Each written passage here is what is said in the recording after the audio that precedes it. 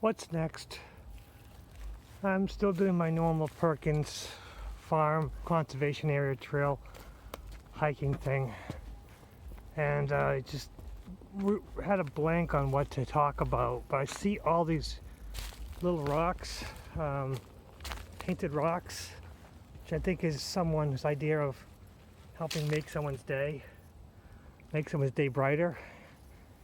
And I realized fear is what I've been dealing with, and I want to try to deal with fear in a total analytical, unemotional, not spiritual thought. Just kind of take it and break it down as just as it is, because we are really fighting a lot of fear. And I think that those in power, the governments, believe that the only way to keep us under control is to keep us under fear, so that they can protect us from this nasty virus.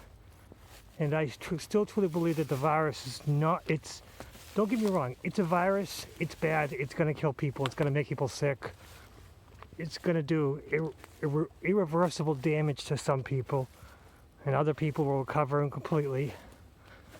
But with those in power in the media, they're really pushing this idea that,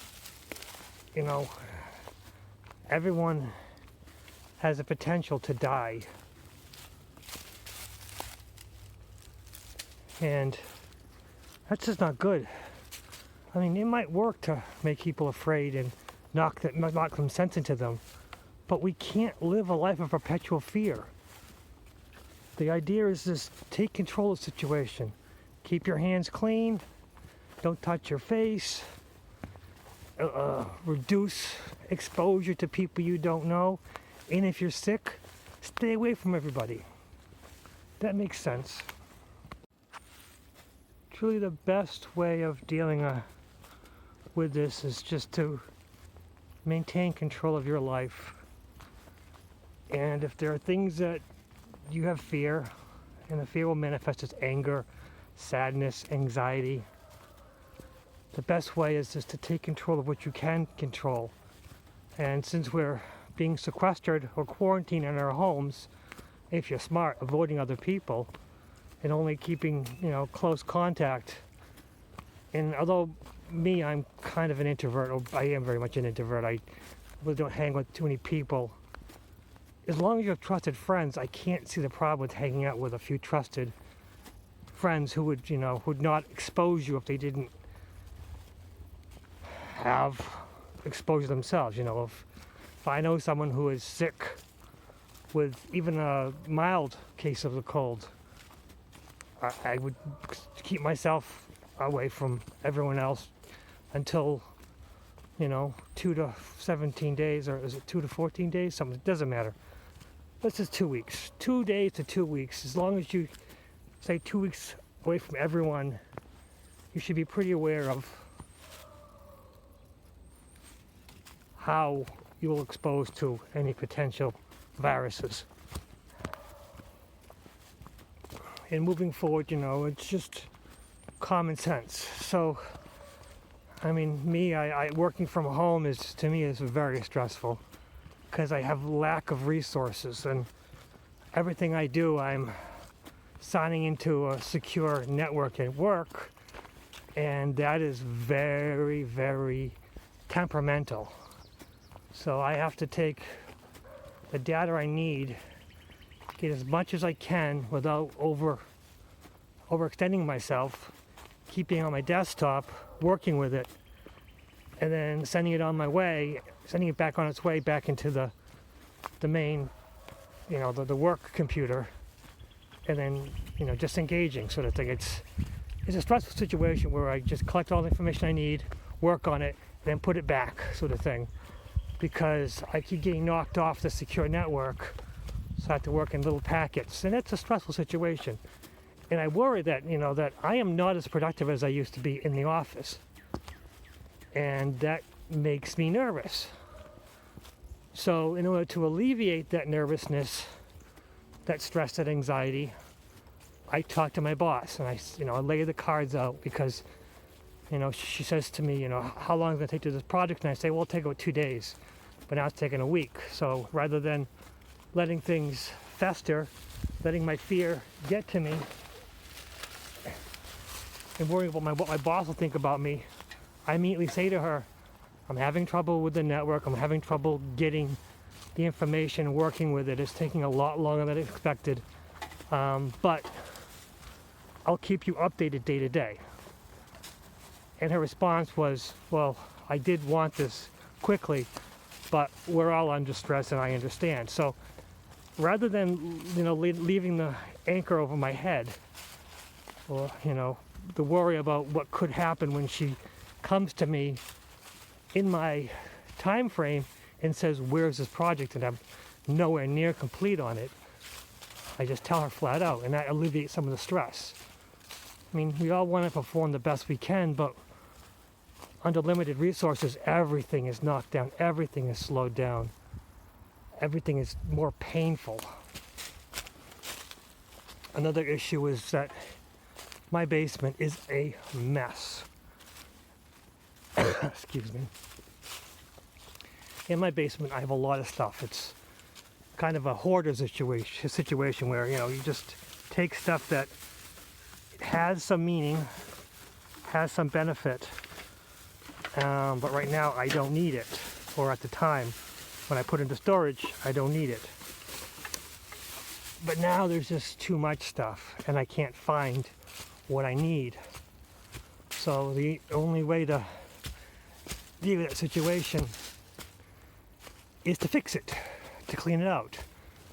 But I'm fighting with my higher self. I'm fighting with my higher self. My higher self says, you don't need this. It's all attachment.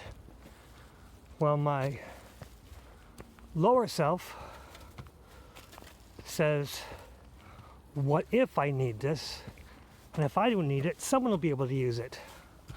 So there's the inner argument where your brain fights your feelings, fights history.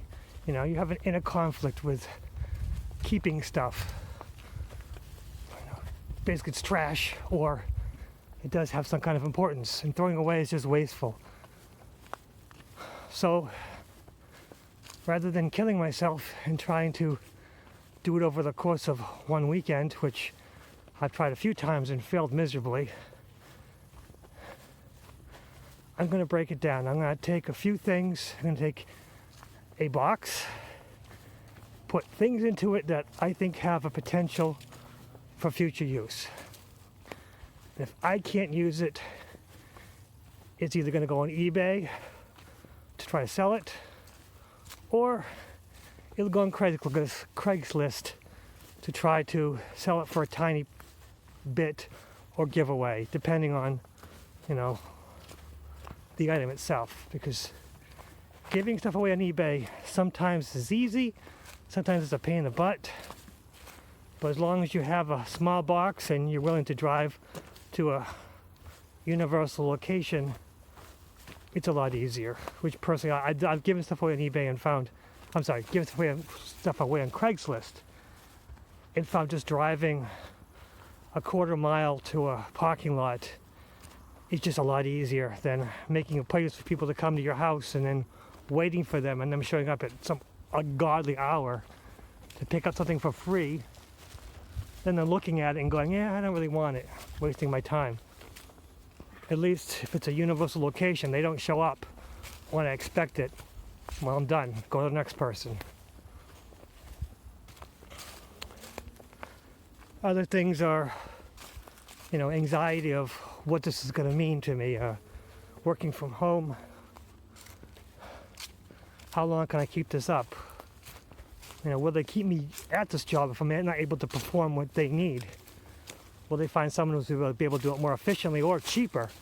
Because if I'm not able to do things more efficiently, but someone who's, just out of college who can just do it as slow, but still produce the same, maybe they'll just dump me and hire someone else. Because we are employees at will no matter what.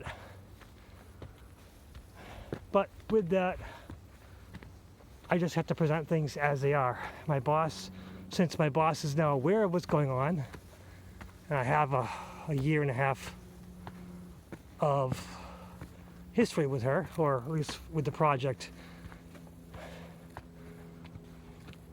she can know that I know what I'm doing. I'm doing the best I can with what I got, and I am a good resource for her.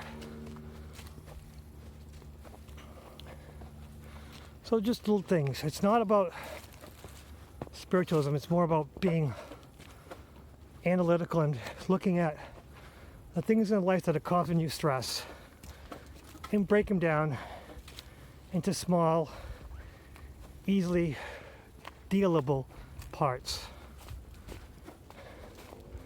Hopefully this will help somebody, because honestly this is just for me, so I can get my thoughts in order, because being alone at home, although I have a family and I'm dealing with them, and 3 people in a house, it's not that bad versus other people with several people in a house. I'm able to get my work done, and they're not impacting my work whatsoever. But it is nice to be able to interact with coworkers, because really, it's really hard to talk about things through an email when people read from their own perception and get back to you with an answer that doesn't make any sense.